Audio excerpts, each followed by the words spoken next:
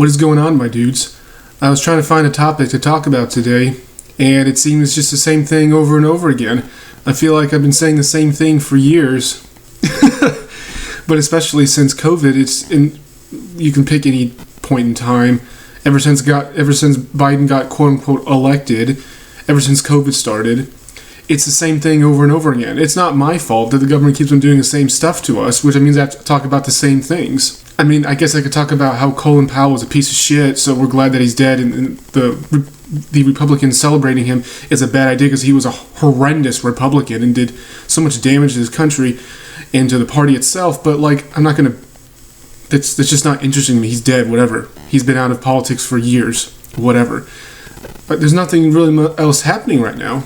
Everything in the world, big things things that are affecting day-to-day life, and you and me, is all the same thing. Democrats and idiots, which usually, I repeat myself, Democrats fucking things up and ordinary people having enough of it. Everything can be boiled down to that. We can talk about inflation. We can talk about the horrendous economy. We can talk about gas prices shooting up. We can talk about food prices going up. We can talk about shipping problems. There's not enough truckers. People can't ship things in trucks. People can't ship things in boats. There's hundreds of boats waiting for months to be docked because there's no dock workers to man the docks. There's no one working the warehouses and manufacturers. We have a manufacturing crisis. We have a construction crisis. We have a police crisis. Just in Chicago, they're thinking half the force is going to walk because of the vaccine mandate. Oh, cool. So you think Chicago's bad now? Wait till they have 50% less police. Then it's going to make... I mean, Chicago already made Afghanistan look like a joke. You know, Chicago has way more deaths than Afghanistan ever did. But now it's going to be twice as bad as that. It's going to be like literally World War II. It's going to be the beaches of Normandy every single fucking day in Chicago. We can talk about the medical crisis. There's shortage of nurses and doctors because they're all walking out of vaccine mandates. All of these things I've been talking about for the last 45 seconds can all be summed up as stupid fucking Democrats fucking things up because stupid fucking people gave them power over every single aspect of our lives.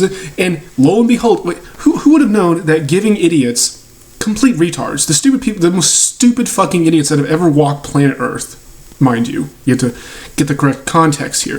Who would have thought that giving the most stupidest people on the face of the planet complete control over every single aspect of our lives, who would have thought that they would fuck things up and make things hard for us? Wow, I never saw that coming. It's like Biden voters who, they haven't switched yet, but they're just kind of like raising their eyebrows. I'm like, wow, things kind of suck a little more now than they did just 12 months ago. Like, what's going on? Like, huh?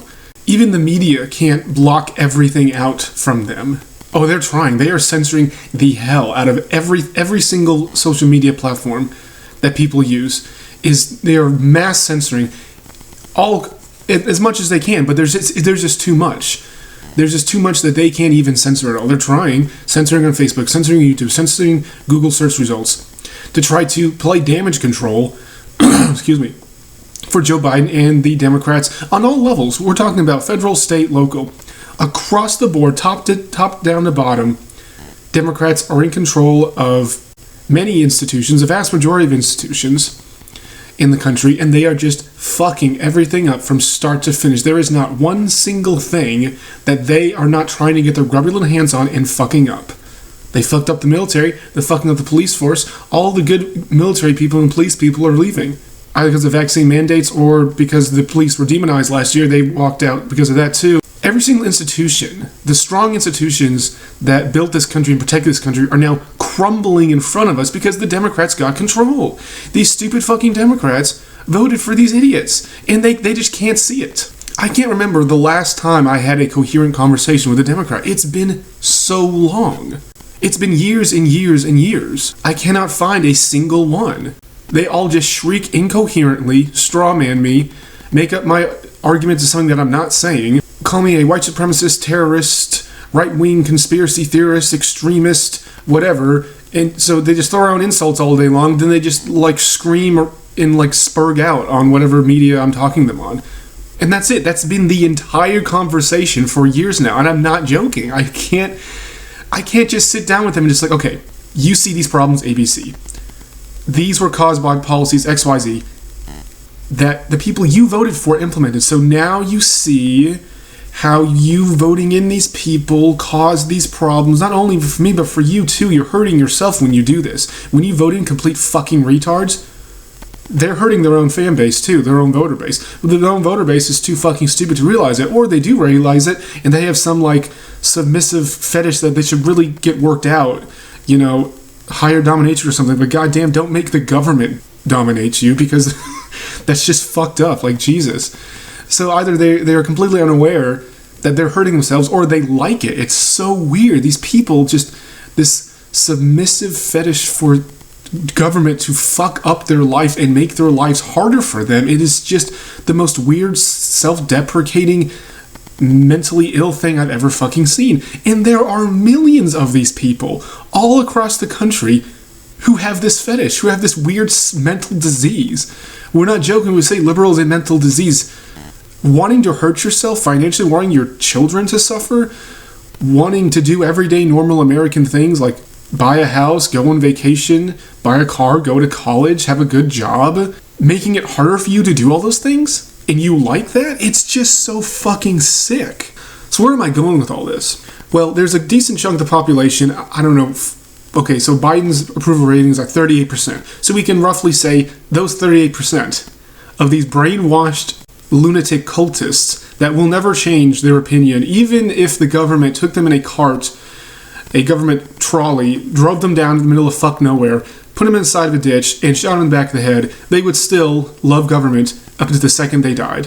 There's a hardened cultist fan base that will, it doesn't matter. Literally, they can shoot their children right in front of it and they say, I love Big Brother. That's how the guy died at the end of Big Brother, is that they brainwash.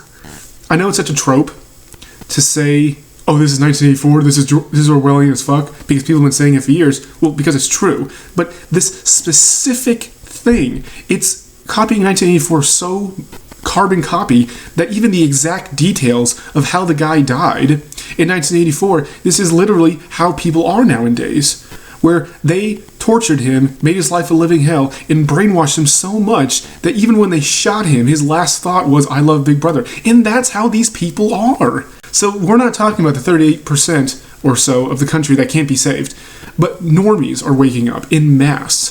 The conservatives are riled up and are pushing back so hard in every single election. You know, I already talked about the Glenn Youngkin, Terry McAuliffe election happening in Virginia.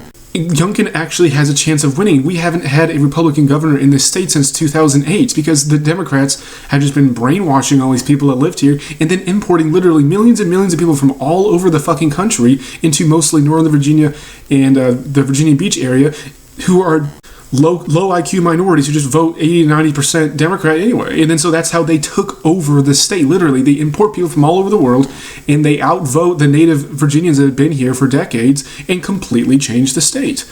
But even with all of that, artificially giving themselves more votes by brainwashing and importing immigrants that vote 80 to 90% Democrat, Youngkin is still neck and neck with McAuliffe because the Democrats have pissed off so many freaking people. Youngkin has went to a ton of minority-led rallies, like Hispanic caucuses, Asian caucuses, black caucuses.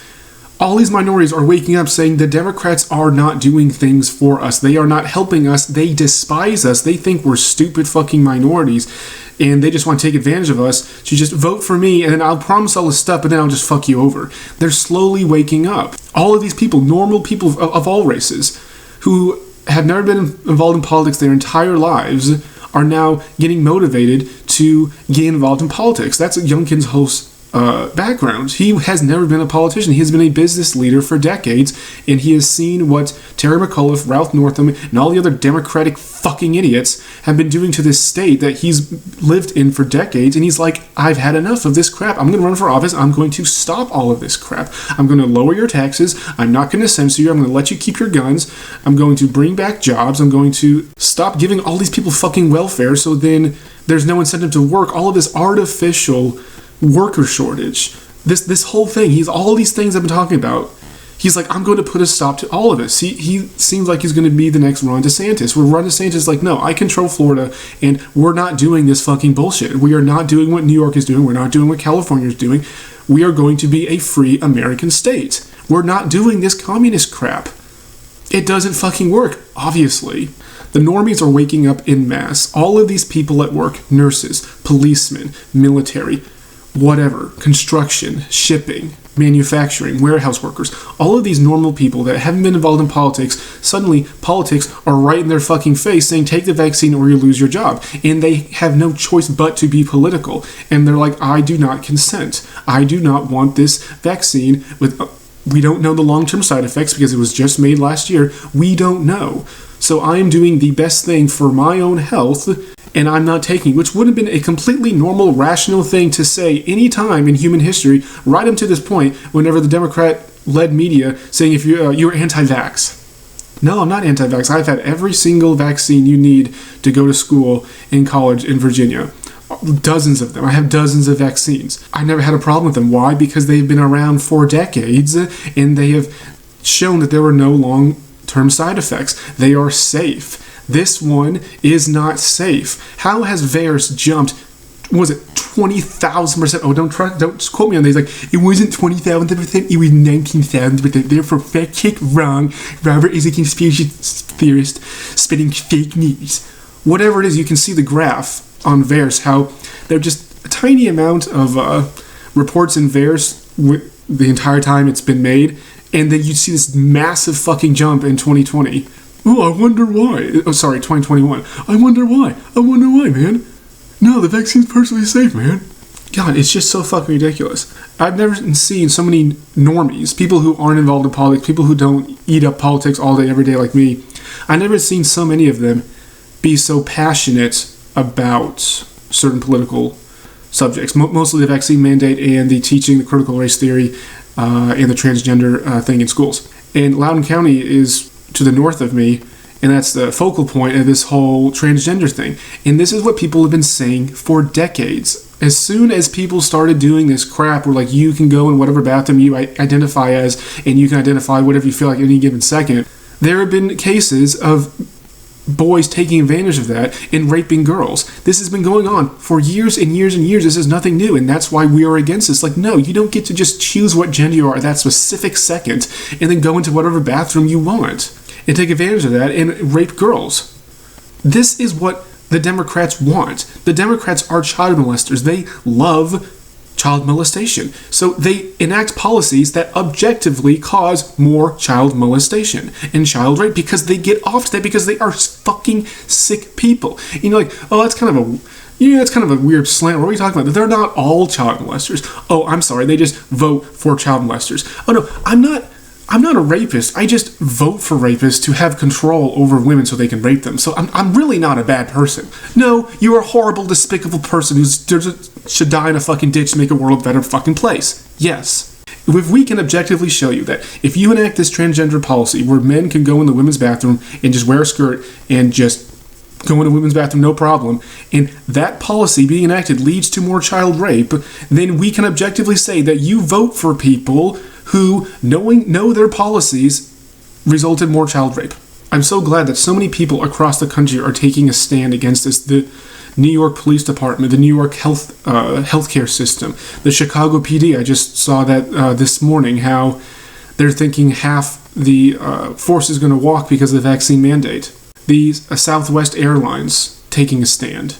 All across the country, healthcare systems, police, shipping, manufacturing, airlines, they're all in massive non-compliance.